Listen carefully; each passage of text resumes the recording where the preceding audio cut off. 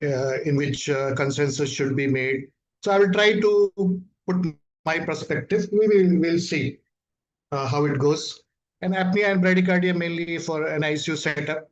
Gastric aspirate residuals, vomiting is also commonly seen in our setup. Polycythemia is not so common, but as our unit is growing, it can appear. And seizure activities, although not very common, but we are seeing cases with seizures and how to approach. So just a brief on all these topics.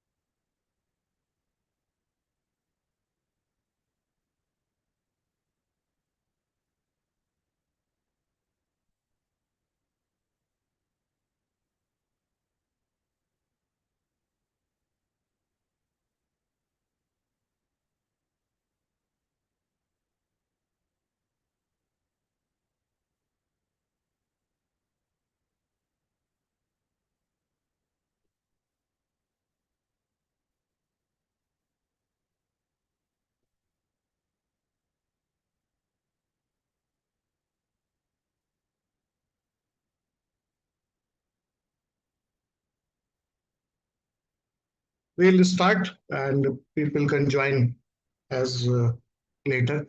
So these will be my uh, discussion topics today in brief only. Abnormal blood gas, hypothermia, hypoglycemia, neonatal jaundice. If the baby's had an episode of apnea, so how to approach. If the baby has altered aspirate, bilious aspirate, what to do. If baby developed convulsion, how to go ahead in that case. So as soon as a nurse sent me a blood gas, or I am seeing a blood gas, I'll see what component is abnormal. Is the pH abnormal? So our blood gas is a very nice thing which tells us about almost five systems, indirectly and indirectly. It tells about the respiratory system, it tells about the cardiovascular system, hematology, it tells about the electrolyte, which means renal system, calcium, so metabolic status of the baby. So it's very comprehensive. In single investigation, you know in general how is the overall condition of the baby. Is the baby acidotic, alkalotic? Is there any electrolyte abnormalities, hypoglycemia, hypocalcemia? What is the lactate status of the baby? Urea, creatinine. So it's very useful investigation. So whenever you get a sick baby on respiratory support, I will always the first investigation you go for is blood gas. So is it the first blood gas which is abnormal? What was the always compare with the previous blood gas. What was the previous? Is the baby had metabolic acidosis which has increased, worsened? Is the baby had respiratory acidosis which has improved or deteriorated? Age of the baby is always important. Is a new just 1 hour old baby, 7 days old baby, 28 days old. So all what was the primary condition for which baby has is in an ICU. So it's all questions that immediately come to our mind before interpreting a blood gas. So it just is a basic, this is an arterial. We don't do arterial here. We do capillary or rarely venous. Mostly our blood gas is by capillary, but these parameters are for arterial. But we can roughly always consider PCO2 between, we don't look at PO2 because it's not arterial, but it can capillary blood gas if taken by properly heel warming, it can give us some picture of PaO2, but still we should not be dependent on PaO2 for capillary. PCO2 is reliable. Any PCO2 between 35 to 45 is normal. In general, I will say pH 7.35 to 7.4 is perfectly normal. Bicarb can range from 19 to 26. Preterm can have a normal bicarb of 19 and 20. Term baby 22, 24. Base excess can range after also from +3 to +4. In summary, if pH is less than 7.3, PCO2 is more than 45. It's a respiratory acidosis. If the bicarb is normal, pH is less than 7.3, PCO2 is in normal range, but bicarb is low. It is a simple metabolic acidosis. High PCO2, low PCO2, high pH, respiratory alkalosis. High pH, high bicarb is metabolic alkalosis.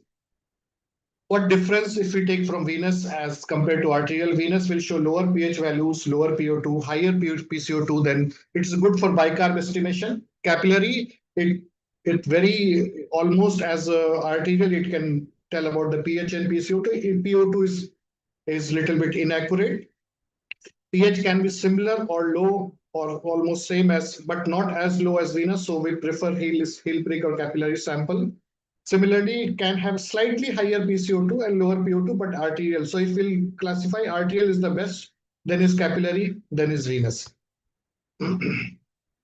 More here, sometimes we come across this, if the air bubble is there, our blood gas values will be altered. As air has a partial pressure of 150, so PO2 will increase and PCO2 will drop and pH will be elevated if the sample is contaminated by air bubble. So how to interpret? First, step one, see what is the pH, then look at the PCO2, then look at the bicarb, and then we look at the compensation. pH less than 7.35, it is acidosis or acidemia. pH is more than 7.45, more than 7.44, it's alkalosis. pH can be in a normal range by compensation, yet alkalosis and acidosis can increase. We have to look for other parameters for that.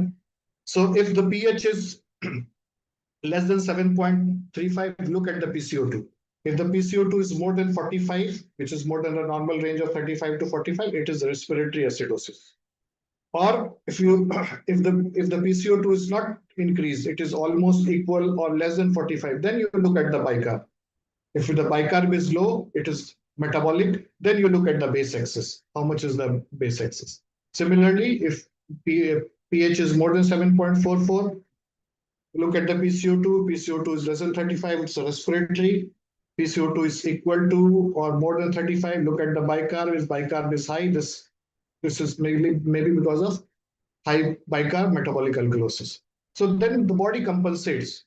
So always remember, bodies, if there is respiratory alkalosis, metabolic alkalosis, the body attempts to return the acid base as close to normal. The purpose is pH. If it is 7.31, it will try to reach it close to 7.4, but body never overcompensates. So primary diagnosis will be based on the blood gas we are. A body for metabolic or respiratory acidosis cannot overcompensate and make a pH of 7.4, 42 or 41. Then the diagnosis will be towards alkalosis. So compensation, body compensates, but never overshoots 7.4. So how compensation occurs? If there's metabolic acidosis, of course, compensation by CO2 will decrease. How much CO2 will be decreased? It is 1.5 times of the bicarb plus 8 plus minus 2. I will give you example later. Just remember, this is also called as Winter's formula. Compensation, PCO2 will decrease 1.5. Suppose the bicarb is 10, it will be 15 plus 8 plus minus 2. Also indirectly, pH will be the PCO2 will be the last 2 digits of the pH. And in metabolic alkalosis, PCO2 increases by 7 for every 10 increase in bicarb. In respiratory acidosis, bicarb will increase. In acute cases, for every 10 increase in PCO2, bicarb will increase by 1. In chronic, it will increase by 3.5. In respiratory alkalosis, bicarb will fall. Every 10 decrease in PCO2 below 35, bicarb will fall by 2 in acute and 4 in chronic. Another way of checking is if you are pH, how much pH will change with 10 change in PCO2? If there is a 10 change in PCO2, suppose average we take 40. If 40 becomes 50, the pH from 7.4 will be less by 0.08. So it will become 7.38. So each 10 change in PCO2 from average of 40, the pH will change by 0.08. Similarly, if 10 decrease in PCO2, if suppose the PCO2 from 40 became 30, so pH will from 7.40 minus 0.08, it will be plus 0.08, 7.42. So 10 change in PCO2, pH will change by 0.08. That's for acute. Usually we deal here with acute. So, so acute change in PCO2 of 10, pH will change by 0.08. But if there is a 10 change in bicarb, pH will change by 0. Average bicarb we take for preterms around 20, for term around 22. So suppose 22 became bicarb has increased to, suppose imagine it became 32. So bicarb has increased, pH will 7.40. So it will become, if we add 0.15, it will become 7.55. So 10 change in PCO2, pH will increase by 0.15. So this is the pH is 7.15. PCO2 looks within the normal range. Base X is -8, bicarb is low. So primary pH is less than 7.35, which means it is acidosis, but PCO2 is normal. Then we have to calculate, is this PCO2 normal for this pH and bicarb? The body will compensate. Base excess is more than 2, it's metabolic acidosis, bicarb is low. So we calculate how much PCO2 should be at this bicarb. So 1.5 times 14 plus minus plus 8 plus minus 2, 1.5 times 14 is 21 plus 8 plus minus 2. So PCO2 should be between 27 to 31. But here PCO2 is 45. So is it a pure metabolic? No, it is a mixed metabolic and respiratory acidosis. Because the PCO2 should have been upper limit permissible up to 31. Apparently, it looks it's a normal PCO2 value, but it is not normal. The baby has a mixed metabolic and respiratory acidosis. That's why bodies trying to come has both components, and there's no, it's totally uncompensated. Why uncompensated? Because pH is not in between 7.35 to 7.4. So uncompensated mixed metabolic and respiratory acidosis. These are some of the blood gases from our hospital. pH is 7.062. pH is acidotic. Then we look at the PCO2. PCO2 is high. So there is a respiratory component for sure. Bicarb is, if bicarb is low, base excess also, if you say -12, -13. So can this PCO2 explains this fall in pH? No. The PCO2 from 40, we'll say suppose it increased by 20 or more than 20, pH should have been decreased by, suppose 10 change in PCO2, pH decreased by 0.08. So here almost 25 change. So pH should decrease by at least 0.2. So if it makes 7.4 minus 0.2, pH should have been only till 7.2, but it is more than 7.2, more lower. So means bicarb is a component. How bicarb tell? Because you see base excess is -12. So this is a case of mixed acidosis. This is respiratory as well as metabolic. Similarly, in other case, the pH is 7.055, PCO2 has 71. So 30 increase in PCO2 from 40. So as we know, 10 change in PCO2, pH will change by 0.08. So here 0.8 into 3 times change. So pH should have been become 7 into 4 minus 0.24. pH should have been 7.16, but it is not 7.16, it's lower than that.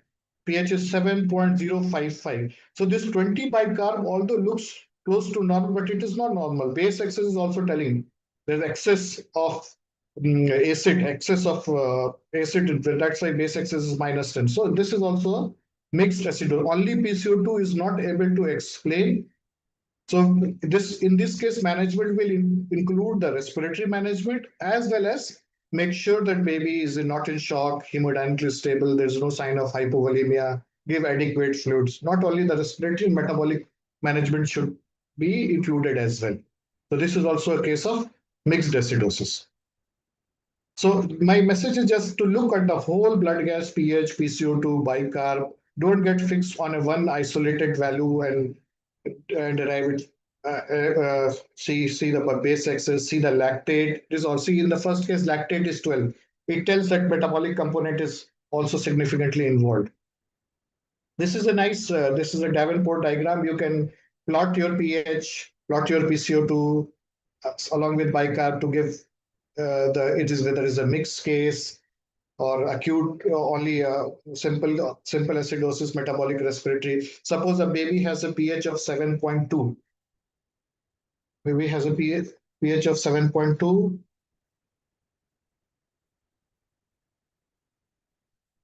pH of 7.2 with a suppose bicarb of around PCO2 of 50. So 50 is coming here and bicarb of around 20. So if the baby has a pH of 7.2, bicarb of 50, base excess around between 62, it is coming in mix between these two, respiratory acidosis and metabolic acidosis. Though anything comes in between is a combination of both. This area is a mixed respiratory and metabolic acidosis. This is acute respiratory acidosis going towards chronic respiratory acidosis. This part is pure metabolic acidosis. This is pure chronic respiratory acidosis. The blue lines as demarcated, and in between is a mixed component. So we can use simple this diagram we can have available in our nurseries and NICU to have a basic calculation. So that's so intervention. What you will do if you find metabolic acidosis, treat the primary cause. Baby might be anemic, hypovolemic, shock, cardiac pump issues. The baby has a respiratory acidosis. Ensure that you are ventilating adequately. You need to increase PEEP. You need to change to an IV. If not responding, you might need escalate ventilator settings to intubation. So based on the response, the respiratory alkalosis, baby is washing out. It means the respiratory support which you are giving is baby doesn't need, baby has recovered. So you can come down gradually on the settings and we can off support for the baby depending upon his overall general. But they never look blood gas and isolated. Look at the condition of the baby, look at the respiratory distress, look at the oxygen requirement. It is all a combined picture. Blood gas, clinical condition, oxygen saturation. Metabolic alkalosis, we see very less commonly, usually in cases of bronchopulmonary dysplasia. Look for the etiology, what is the cause for metabolic alkalosis. Second important but small is hypothermia. Normal newborn temperature should always be between 36.5 to 37.5. Never accept a temperature which is less than 36.5 or more than 37.5. Act whenever you get a temperature of less than 36.5. Baby loses heat from four methods: radiation, convection, evaporation, and conduction. Normal temperature, when the baby's temperature is between 36 to 36.4, it is called cold stress. Mild hypothermia is between 34 to 35.9. Severe is 32 to 30. Less than 32 is severe. Hypothermia, any temperature more than 37.5. How to prevent hypothermia in delivery room? Whenever you go into the OT, make sure the temperature is between 23, 20. Many times I go and adjust the OT temperature because it takes time. If it's not done earlier, it will take 10 minutes, 15 minutes for the delivery room temperature to reach 23 to 25. Switch on the radiant warmer at least 20 to 30 minutes before delivery. Dry the baby, remove the wet linen. As after drying, immediately put the temperature probe, set at 36.5. Baby's temperature will start improving. Don't remove vernix. Use cap, hat, especially for preterm babies after drying the heat. Don't shift the baby when he's hypothermic. Ensure the temperature is okay while you are shifting the baby. Shift in a preheated incubator with baby properly wrapped. In an ICU, always keep a pre-formed incubator. If the baby is a preterm, keep the humidity on. Set temperature of 36.5 to 37. Initially, I prefer setting temperature of 37 so that baby get rewarmed rapidly, and then you can set came back to 37, 36.5. Most common cause of delay in reaching the temperature is we have not set it properly. We are opening the incubator door frequently for procedures. Procedures can wait. If your baby's temperature is low, you will not get the IV cannula. If the baby's temperature is low, you will not get proper saturation. So connect the respiratory support, connect pulse ox, let the baby inside the incubator for at least 15-20 minutes. Let him reach the temperature. Put heel warmer for IV cannulation. And then your routine vitamin K, hepatitis B, head circumference, chest circumference measurement can wait for some time. Hyperthermia not is usually seen in OPD settings, not in an ICU, sometimes rarely in nursery, maybe due to sepsis, maybe due to most commonly we see because baby has lost excessive weight, more than 10%, which is unphysiological, and then he develops fever. So if first any child you get with a fever, check the weight, how much is the weight loss? It is physiological or unphysiological. Sometimes overheating, overwrapping the baby can also increase the temperature of the baby. So how you differentiate between this infant is overheated or sepsis? Rectal temperature is only for theoretical purpose. We don't take rectal temperature here. It's not recommended because it can cause injury. Rectal temperature is only recommended when the baby is under therapeutic hypothermia. In overheated infants, whole body will be warm, hands and feet will be warm as well. But in a sepsis, you can find cold hands and feet. There's a difference of temperature between abdomen and hand will be more in case of sepsis. Baby will show features of sepsis, pale skin, lethargic. Of course, will look sick. And overheated infant will be extended posture, irritable. Color will not be pale, basically pale. So these are the some of the signs which can differentiate between uh, overheated infants and septic infants. Next, most common scenario which we get in our setup is hypoglycemia.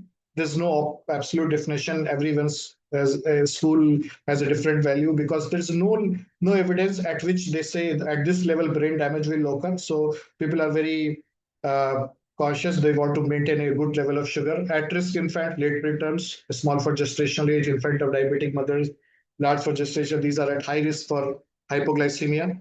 Always target a blood glucose of more than 45 in the first 24 hours. All blood sugars should be taken pre-feed.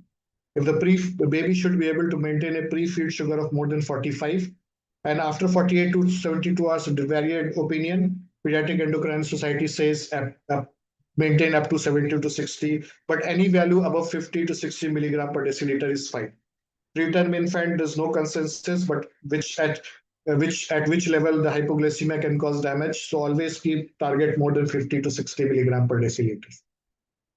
Point of care device is only for screening, is not for diagnosis and treating. Whenever you get a low sugar and it is not responding to your usual, send a lab sugar and and then treat. There's no specific sign for hypoglycemia. Baby can have any varied number of symptoms attributing to hypoglycemia. If any of the symptom you are not fitting in his general condition and blood sugar is low, you assume that it is because of hypoglycemia and treat urgently. So if this child is the baby is symptomatic, there is no option. If the baby is symptomatic hypoglycemia means symptoms and blood sugar is less than 40, don't try feeding and all. Go directly for the IV. If those asymptomatic, you are doing screening for uh, screening for first 4 hours. Give feed within 1 hour and check sugar within 30 minutes and continue checking pre-feed within the next 4 to 48 hours. Initial screen, suppose you got less than 25, you can feed and check in 30 minutes to 1 hour. If despite feeding not improving, IV. No need to try any further food feeding. If after first feeding it is between 20 to 40, you look at the condition of the baby. Can we give another feed? If baby is already lethargic, not able to take feed, go for IV glucose. Similarly, after 4 to 48 hours, the target is a little bit higher, 35. If less than 35, go for IV. Between 35, you decide whether to feed or depends upon if the baby is able to take feed, you can give, otherwise go for IV. whenever you are putting IV, it is always beneficial to give bolus of 2 ml per kg. Studies have shown that if you give bolus and follow with infusion, the rate of the time to maintain the blood sugar will be rapid and the chances of complications will be less. So give 2 ml whenever you are putting IV, blood sugar is low, give 2 ml per kg of D10 bolus and immediately start infusion of between GIR 5, 6, 8, 6 is totally fine, milligram per kg per minute. If you give a baby fluid of 80 ml per kg per day, roughly he will reach a GIR of around 5.5 milligram per kg per minute. Don't give, never give bolus and then leave. When you have given bolus, you have to start infusion. You cannot give bolus to maintain sugar and then you will not start IV. Bolus followed by IV maintenance always. Try to achieve blood sugar of at least 40 to 50 milligram per deciliter. IV indication: baby is not able to tolerate oral feed. You have given feeding, symptoms are not improving. Oral feedings are not able to maintain normal blood sugar. Every time you pre-feed, you check it is borderline. Uh, 40, 38, 36. So it tells feeding is not enough. 40 corresponds to here, it's 2.2 millimoles. So I'm telling in milligram per deciliter. 40 corresponds to 2.2. But at all time, we will like to have a sugar of at least more than 2.6, which is like 50 milligram will be 2.7. So always remember, preferentially, all sugar more than 3 will be very satisfactory, but anything 2.7 is fine. Of course, you have to see in general how sick is the baby, how is his general condition. Blood sugar is 2.6 to 7, but baby is lethargic. Try to maintain higher blood sugar levels. You never know which level of blood sugar, how much is the demand for baby, at which level he will develop symptomatic complications. So these are the indications for IV therapy. Bolus 2 ml per kg, start GIR, minimum 5 to 8 milligram per kg per minute. 8 to uh, recheck sugar in 15-20 minutes, and then 1 hourly until stable. After stable, then you can maintain 3 hourly, and then later 6 hourly. But initially, after each intervention, check sugar in 15 to 30 minutes. And then if that sugar is normal, check after 1 hour. One more reading, okay, now we'll check 3 hourly. Target always more than 40. You can give after first bolus, you started GIR, and after 50, again 35, again 25. You can give additional bolus till it reaches more than 50. How we will calculate GIR? Suppose we are giving D10, 80 ml per kg divided by 144. That GIR you will go. So I'm giving dextrose D10 ml per kg by 80 ml per kg per day and divided it is GIR is 5.6. Another easy way is like a D into rate, 6 into weight. How much rate ml per hour you have to put? Suppose you want to fill the 6 ml per hour, dextrose 10%. In this example, 13 ml per hour, GIR will be 5. But percentage dextrose, usually any hypoglycemia you're starting, you start with 80 ml per kg per day. Okay, then another important topic is jaundice. We have to anticipate any baby, anything you notice TCB is close to the phototherapy line.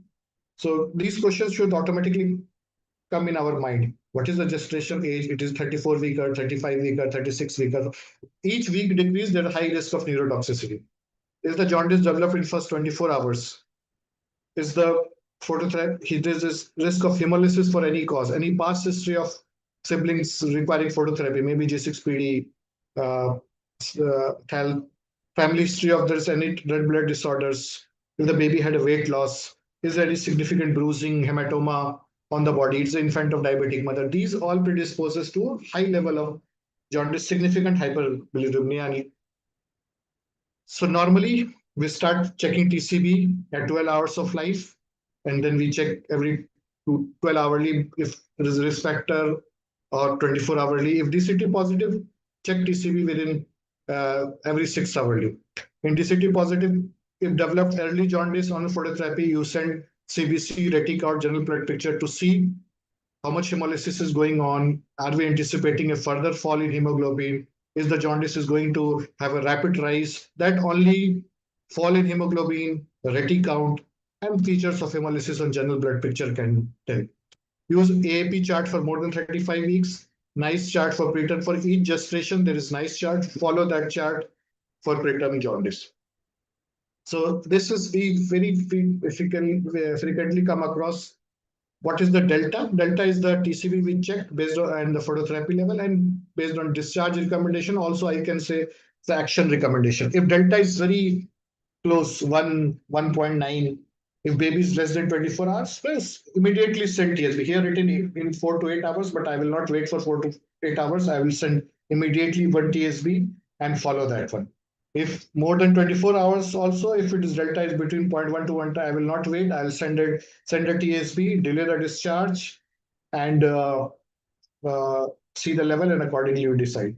Between 2 to 3.4, as in this is discharge recommendation, but if suppose in hospital you get any TCB, which is within 3 milligram per deciliter of the TSB values, we send TSB. This is according to discharge, they have adjusted a little bit, but in the guideline it says if TCB is within 3 milligram, you send TSB. Suppose you are discharging a baby, his delta is 3.5 to 5.4. Follow up, there's always they have given range 1 to 2 days, but take the earlier one. I'll call him next day. If I'm at the time of discharge, if delta is 3.5, I'll call him next day to come for TCB check in the clinic. If between 5.698, you can call after within 2 days. If more than 7, within three days. But any delta and any delta 3.5 to 5.4, or you have given phototherapy and discontinued, call them next day for TCB check. After 24 hours of phototherapy, your TCBs are back to reliable. You can measure by TCB, and delta close to 3, close to 5, follow them within 24 hours. These latest charts, you follow the American Academy of Pediatrics latest charts, or you can follow the app, Billy tool. You put the date, time, when you have done sampling with what is the age, what is the risk factor. They will give you guidelines. You do as per their advice. If they are saying repeat in 1 to 2 days, you repeat in 1 day. Always, when you are giving phototherapy, use total bilirubin. Do not subtract direct. Take risk factor if there is G6PD, ABO, RH. Baby was not stable in last 24 hours. Take his risk factor. If a baby is receiving intensive phototherapy and the bilirubin is not going down or continue to increase, it means some hemolysis is going on. Investigate for hemolysis. If it means the rate of production of bilirubin is more than the phototherapy machine effectiveness, so it means something ongoing hemolysis is going on. You follow the direct room test. It's not done CBC, G6PD. If the baby is on a phototherapy and a bilirubin is rising, even if it's just below the phototherapy, you don't discontinue. Either it should stay the same or it should decrease. Always start with high intensity phototherapy. Double surface, for me, it's one light from the top and one billy blanket. That means double surface. Start double surface if bilirubin level at or above phototherapy level or close to 20. Just near the phototherapy level, go for the double surface phototherapy. In high risk cases, not when to repeat depends upon how severe was the level, what are the risk factors. In high risk cases, even for up to 4 to 6 hours, you can repeat. In without risk factors, we usually repeat after 8 hours of starting phototherapy to see a fall. Routinely, we'll do TCB. If DCT positive, we'll do CBC, rating on general blood picture. Case to case basis, you will decide whether thyroid should be done or G6PD should be done. Direct bilirubin, if prolonged jaundice, slow fall, high bilirubin, then you can do direct as well. Never switch off the phototherapy directly from double surface. You go, no, baby's level is very low. Why you require double surface for the first time? Maybe there was a risk factor. So in 6 to 8 hours, you can change to single and then check a level and you can switch off the phototherapy. Single surface, one top light, double surface, top light plus blee blanket, triple surface, two lights on top plus blee blanket. Oral supplementation of water, dextrose is not recommended for treatment of hyperbilirubinemia. As I said earlier, TSB should be measured if TCB exceeds or within 3 milligram per deciliter of phototherapy threshold, or if TCB is more than 15, even if delta is more than 3, because TCB machine, the reliability is not so reliable if at higher TCB values. So whether it is coming in range, whether delta is 3, 5, 6, if the TCB is more than 15, you send TSB. If you find you are monitoring a baby's phototherapy jaundice level, if you find that the rate of rise is more than 0.3 milligram per deciliter per hour in the first 24 hours, or more than 0.2 in thereafter, it suggests some hemolysis is going on. So be aggressive, do one CBC, follow the trend of the hemoglobin, follow reti counts. If indicated, go for IVIG. So following a rate of rise of bilirubin is also very important. If you find a jaundice baby, if a breastfeed baby has significantly jaundice at 3 to 4 weeks, do total serum bilirubin and direct formula fit baby according to the guidelines. If significantly jaundice at 2 weeks, sends TSB as well as direct serum bilirubin. Repeat TSB 4 to 6 in high risk, 8 to 12 in normal after 12 hours. Never say we'll repeat after 24 hours of starting phototherapy. You never know which way it is, which it will go after 24 hours. Maybe it will reach in the exchange range. So either 8, 12, 4 to 6 in the high risk cases. Repeat TSB level depends when you have started phototherapy. Is there any neurotoxicity risk factor? What was the initial TSB level and what is the TSB trajectory? So it should be a combined, and it should not be a blank that I will repeat like this. So you assess the risk factors and then you decide when to repeat. You measure G6PD. If you find a jaundice of a baby who is on intensive phototherapy, bilirubin is rising, you don't know the cause, maybe G6PD is there. TSB was, when you discharge, baby was totally fine. Next day came fully yellow. That can be G6PD. It went down and then now it is increasing on day 5, day 7, can be G6PD. Is not getting controlled with normal phototherapy levels, that it can be G6PD. In all these cases, you do G6PD. Then another common topic we see is apnea and bradycardias called A and Bs. Apnea is any pause which is associated with oxygen desaturation of bradycardia is apnea, or without desaturation of bradycardia, but it lasts for more than 20 seconds, it is called apnea. Apnea can be central, can be obstructive, can be mixed. Central, something with the respiratory stimulus. Obstructive, the air infant is breathing but there's something obstructive. There's no airflow because of obstruction. That's obstructive apnea. But mainly we see mixed apnea.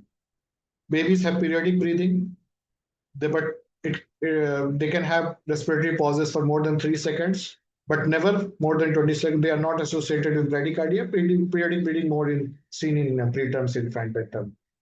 Whenever you come across a baby in apnea, first question, is it a term and preterm? If term baby goes into apnea, something serious is going on.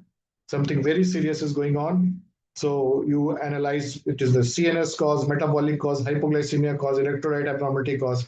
Preterm baby is going into apnea. Maybe he has more obvious causes we will get. What time, what hour of life apnea occurred? Apnea occurred at 1 hour, 24 hours, 7 days, 28 days. Is there any relationship with the feeding? Someone was putting nasogastric tube, then apnea happened. What was the neck position? Most important thing, flex neck position. Was anybody doing suction when apnea occurred? And what intervention was required? It tells the severity of apnea. Only stimulation, self-resolving, bag and mask. This tells the severity of the apnea. What is the metabolic status? Means what is the electrolyte abnormality? What is the calcium? What is the blood gas? What is the blood glucose? Causes: peritoneal asphyxia can be cause of apnea, intraventricular hemorrhage, trauma, respiratory diseases, PDA later, anemia, temperature, hypothermia, sepsis. Maternal drug withdrawal can be cause of which is very common in our scenario. Mothers get a lot of medications in epidural. So I have seen term babies going into apnea on day 1, day 2 without any cause. Only indirectly we came to know mother was given 2 hours before this drug, that drug. So always take a look on that part also for causes of apnea or desaturation. Duration is, if it is occurring within few hours, can be due to maternal drugs, asphyxia, mother has received magnesium can be hypermagnesemia. Apnea on day one is usually pathologic. Day two can be because of hypoglycemia, sepsis, polycythemia. After 1 week, maybe due to hydrocephalus, intracranial hemorrhage, or other causes. We commonly get across seizure within first few hours, most likely due to birth. So you do one blood gas, check electrolytes, ultrasound, sepsis screen, whatever etiology. Based on that, you investigate. Ensure whenever baby gets in temperature, baby is euthermic, proper position of the neck, shoulder. If the baby on not on respiratory support, you have to start with some respiratory support because of the episode of apnea. CPAP is always better than high flow in cases of apnea. If it is fitting in a preterm category, you can give caffeine. Look for the primary cause and treat the cause for apnea. Caffeine, usually we give a loading dose of 20 milligram per kg, and maintenance is started after 24 hours, 5 to 10 milligram per kg per day. Maintenance, you start with 5 milligram per kg, and then if further needed, you can increase the maintenance, but usually starting with 5 milligram as maintenance. Gastric aspirates also, we don't get so frequently. We get vomiting very frequently. So what is the volume? How much aspirate you got? What is the color? Blood, bilious, yellow, bloody. Is the baby hemodynamically stable? How is the abdomen? How are the bowel sounds? Do you see invisible bowel loops? Has the abdominal circumference increased by 2 centimeters? This will give you complete idea how serious is this gastric aspirate. Is it to act urgently, or we can just skip and feed and observe? So get a total hold of all these questions. Whenever nurse inform me, doctor, I have aspirate 5 ml feed given, this much aspirate. What is the color? How's the abdomen? When was the last time baby passed the stool? What is the abdominal circumference? Is there any increase? These questions automatically should come to our mind. Last stool pass, is it a premature? What milk baby is getting? How is the perfusion? How is the hemodynamic status of the baby? Is there anything else going on apart from the baby is desaturating? Also, tummy is distended. How is the bowel sound? Is there any erythema? Is there any hernias which may cause obstruction? So bilious can be NEC, can be malposition. You have inserted the tube deep. They can have urinary aspirate. Malrotation, atresias can happen. Meconium plug present soon after birth with bilious vomiting. Non-bilious, non-yellow, white, maybe delayed gastric emptying can be caused bloody. Most commonly, I have seen multiple cases of swallowed maternal blood, and I've requested for app test. The lab first, after hearing that app test, they think this is an obsolete test. They came running to me in the NICU, oh, Dr. White, what test you are recommending? This is not recommended. I said, show me the literature. Even in the, this is the only method, very bedside easy method which you can detect whether it is a maternal blood. It will prevent you from sending n number of investigation in the baby. App test will clearly differentiate it is baby's blood or maternal blood. If you're getting significant aspirate, go for app test. Do it. Mention the app test was suggestive of swallowed maternal blood. No need further investigation. Of course, if the baby is hemodynamically stable, go for app test. If it's the baby's blood, then the whole etiology is different. Then you have to investigate lots and lot more seriously. Okay, so then polycythemia, any hematocrit more than 65%, hematocrit more than hemoglobin more than 22%.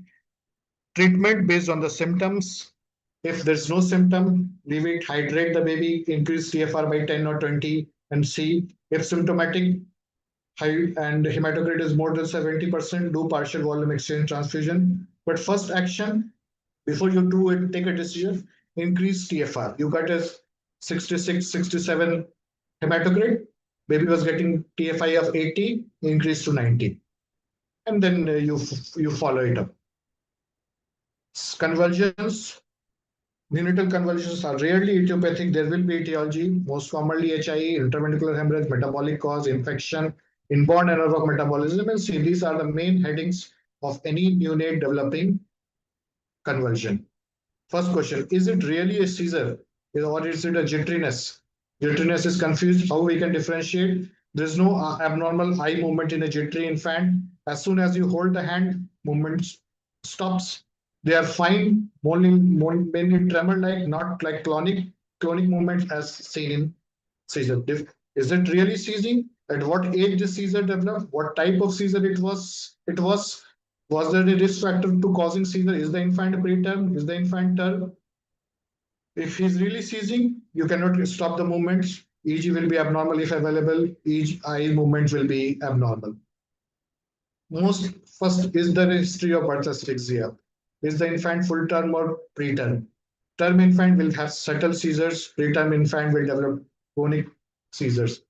Glucose, most important. Ionized calcium, sodium, magnesium, age of the infant. Day one, causes of seizures, electrolyte, HIE, birth trauma, maternal drug withdrawal, you never know, it can come. Sepsis, unlikely, little bit lower, we'll keep. Within 1 to 72 hours, intraventricular hemorrhage, something going on wrong in the brain, hemorrhage, sinus thrombosis, something vascular going on. After 1 week, can be familiar, maybe valve formation. Inborn error of metabolism comes after 72 hours. Enough product has been accumulated to cause conversion by 72 hours of life. Load we usually there's some people practice phenobarb, some people practice levetiracetam.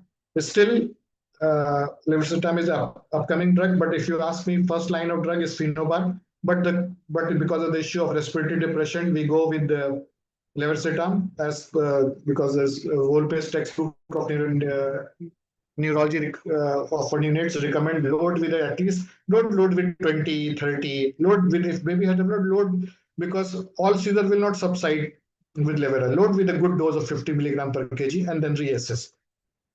If there's hypoglycemia, give bolus, start GIR. If a hypocalcemia, give calcium gluconate. If magnesium, if you are giving, if there is hypocalcemia, it's not responding to calcium, means something is wrong with the magnesium.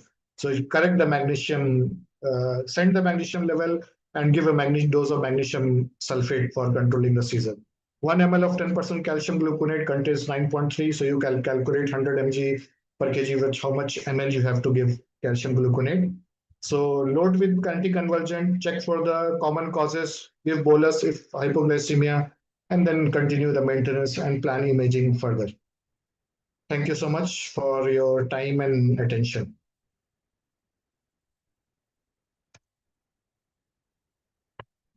Thank you very much, Dr. Athar, for that very comprehensive review of on-call problems for newborns. Is there any questions from the audience? There is CBC, and I noticed that you said GBP. What is the difference? General blood picture. How is that different from the CBC? General blood picture will show some degree of hemolysis. What is the type of RBCs? Is there any microspherocytes, abnormal cells, features of suggestive of heterospherocytosis, elliptocytosis? Mainly ABO incompatibility will have microspherocytes. So it can tell you mean you're talking what is peripheral going smear. on. What is can that, is that akin to peripheral smear? Yes, correct? yes. Okay. Yes, peripheral is PS. Because on the system, I think it's available as blood picture or peripheral smear. Yes.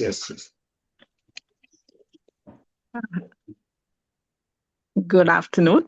I have a couple of, I don't know if the intended target audience was there.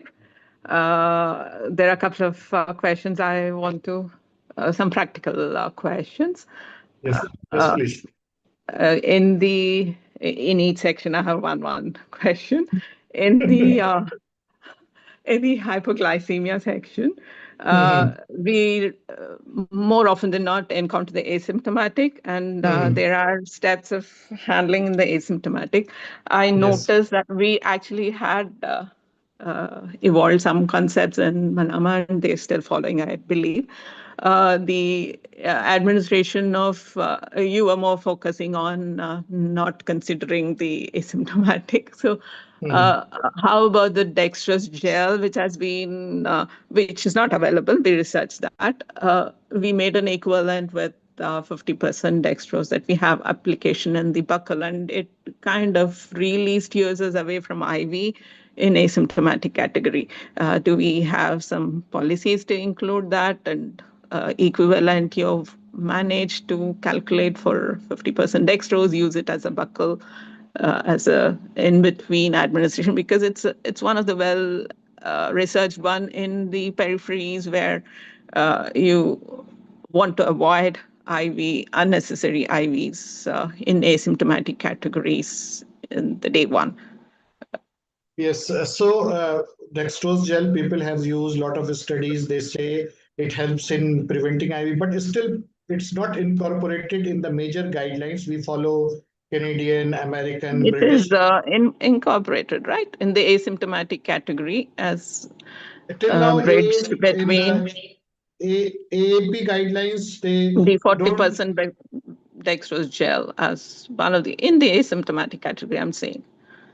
No, correct, but it's still in the last which we say in asymptomatic category, people say it's up to your discretion. But is it as a standard practice right now? No. So we are here only doing the standard things to prevent any confusion.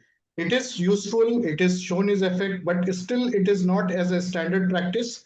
So that's why we did not brought it up as a as a protocol yet. Of course, it is effective. People are using it, but as per guidelines, still it's not a standard. It We is want included in the in standard guidelines in the asymptomatic categories, couple of them. It's another matter how much we can, because it's not available. The standard formulation is not available. We have to modify the available formulation because it should be in the gel form. What we have is yes. only the 50% dextrose to make equivalent. See, the purpose is to be everyone on the same page. You do this Exactly. and this is that's my only purpose. Of course, a lot of interventions are there which we can do, but I don't want to confuse everyone. We should have a streamlined process. As soon as we'll grow, we'll incorporate each and every intervention as needed. Yeah, and as we are encountering IV titration of GIR, that's the volume. And what's the periphery? Again, the recommendations stopped short of 15% for the peripheral glucose concentration that can be administered dextrose. We can step it up till 20. And do you have a sliding scale as to how to prepare something beyond 10% to enhance the GIR? Yes, see, so here Like only remove 10 and add 10, remove 10, add 10, keep yes. sliding. Yeah. Yes.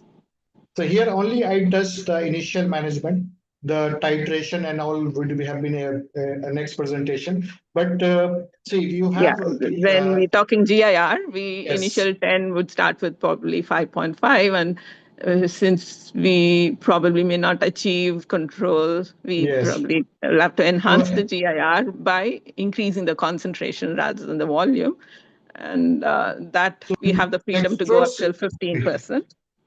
no, dextrose from peripheral, you can go up to 12.5% dextrose. Yeah, so After if you because want to in be acute 15%, emergencies, you have to insert UVC. so Uh, that's the recent studies have included up till 20%. so what we So do in is acute suppose. corrections. Yes, suppose you started with 80, it's not helping. Meanwhile, you prepare for the UVC or shift to a center where UVC can be inserted, and you can go up to a little bit more. Of course, it will be not for just for that transient period. You can increase the GIA by increasing the volume till the baby reaches to a place where UVC can be inserted, or you arrange for UVC to be inserted. Maximum peripheral dextrose concentration, you can give 12.5% dextrose. And there is particular table you mix how much D50%, how much D10% to maintain to make that one. Thank you. And in temperature, we were focusing on hypothermia.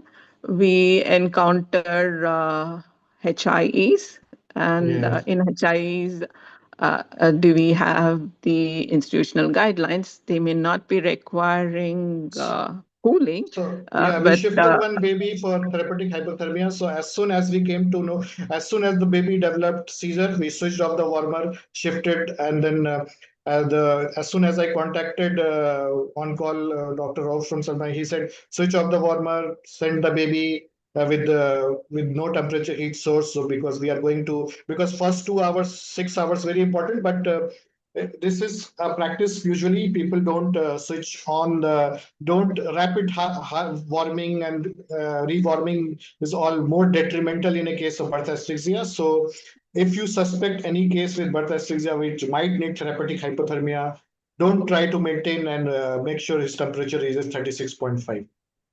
Yeah, and if they are in the gray zone, they may not fit the criteria of requiring therapeutic hypothermia, but still are cases of HIE. Is there any guideline to? So within 1 hour of life, you will be able to decide whether this baby, you will have the blood gas, you will have the clinical condition of the baby, you will have the Apgar score, you will be Yeah, able to I decide mean the whether it is. temperature management in our periphery. We will not be deciding to do the cooling, but what about the warming? How we maintain No, in no, the. if you have not decided that it is not for cooling, then routine care. There's no, if you have decided for cooling, scenario is different. Your decision Yeah, should be so based whether you're you not are want to proactive cool. about not switching off the warmer and things like that, even if it's not fitting the criteria. No, no, no, no. You have to be clear cut. You want to cool or you don't want to cool. If you don't want to cool, try to maintain everything normal, normal temperature, normal blood sugar, normal electrolyte, normal blood pressure. If you want to cool, do as per cooling protocol. Because In suppose baby is mild asphyxia and you are making him more hypothermic, more hypoglycemic, the insult will be more. to There's no maintain rule. There's no thermoneutral, rule of if it is mild there's HIE, no. maintain thermoneutral. Yes, yes. There's no, people have done therapeutic hypothermia in mild HIE also. They did not find any benefit in giving therapeutic hypothermia in mild HIE. So not recommended. So you decide as soon as you made a decision, this is for cooling, you do the cooling protocol. In caffeine, do we have a prophylaxis protocol for preterms? Yes. So Do we start yes, it varies without by, apnea also? yeah, it varies by consensus. European guidelines says any baby less than 30 weeks, you give caffeine with whether baby is on respiratory support. Here we have made a practice like What is any our baby. institution? Yeah. Our is 32 weeks. If the baby is less than 32 weeks on respiratory support, we'll give caffeine. 32 to 34 weeks, we'll wait. If developed episode of apnea, then only we'll give caffeine. Otherwise, no need. We have policies to handle caffeine overdose, inadvertent overdose. Caffeine usually is a very safe drug. People have tried up to 20, 40, 60, 80 without. But Accidental that's how overdose. caffeine replaced aminophylline. That's how caffeine replaced aminophylline. So of course, if something adherently we don't have a policy as such because uh, there's no need for as such. But of course, we should have a policy. But as it is not a frequently used medication, as we should have, we will make a policy for if adherently given. More than what, how to approach, when to check level, and what things to be monitored. There's no antidote. We have to just monitor and check levels. Okay, maybe potassium, seizures, and such. Be precautious.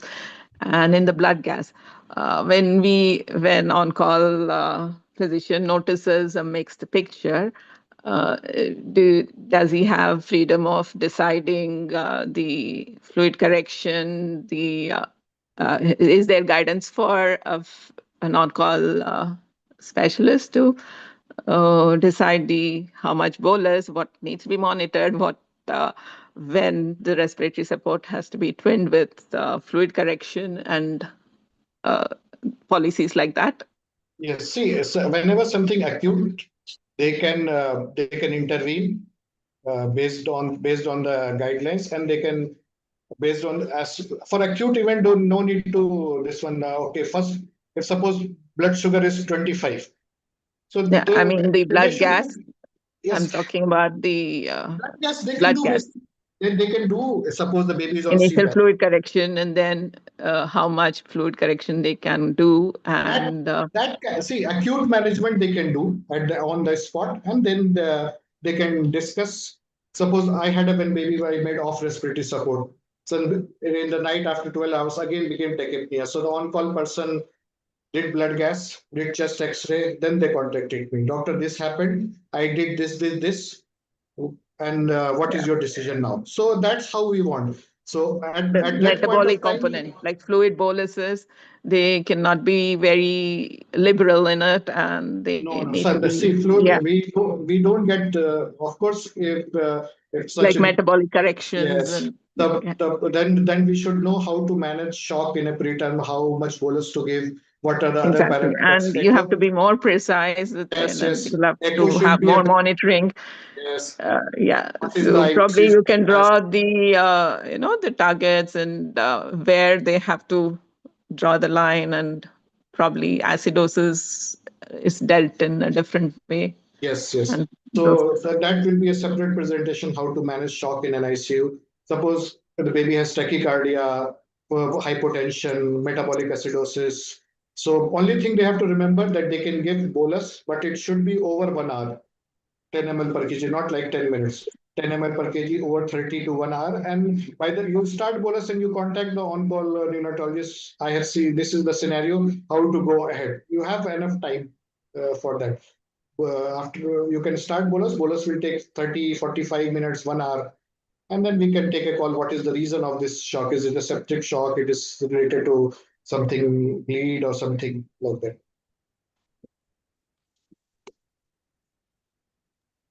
thank you, doctor. I hope it reached the target audience, or the recording will. Thank So you. hope so. Yeah, thank you very much. Dr. Jamila says, good presentation. Each topic is actually for one session. Yes. So, but you've dealt it very well, Dr. Atar. Thank you very much. The recording will be posted in the group, and we should ensure that I will leave that to you and Dr. Jamila to ensure that all the whole team goes through the presentation, and probably we can have repeated. I mean, every month we can have one session on neonatology dealing with one of these problems. And these are just see on the guidelines, the clinical conditions are all just to guide. You have to see, always remember, you have to see the baby in total. Don't run for one. If suppose some many times we get the blood pressure is low, all the baby is fine. Then you put the properly the BP cuff, you measure it properly, the BP comes normal. So always look the whole picture. Don't run for one or two abnormal. Also, don't ignore anything abnormal if you're fine. Maybe baby is giving you some sign. So before the big abnormality happens, so each and every aspect of the blood gas you see, if you find it abnormal, just follow it gradually. Uh, and all vitals should be taken in toto with the baby, not as an isolated. So that's my only message. Guidelines are only for the guidance. Yeah. And very rightly you pointed out there may be medical errors in the objective results that we get. For instance, blood gas, a simple bubble of air can alter the whole picture. So checking out whether there was any medical error during the sampling, whether sampling Yes, error very was there, important. that goes a long way. Otherwise, you might Mm. just rush to intervene, which would not have been Not needed. needed. Yes. So I think what you said is right, getting the overall picture and taking the patient in toto and not just treating the lab values, I think is most important. Yeah. If there are no more questions, we can close the session. Yes. Thank you so very much once Thank again. you, Dr. Ray, for arrangement. Thank you.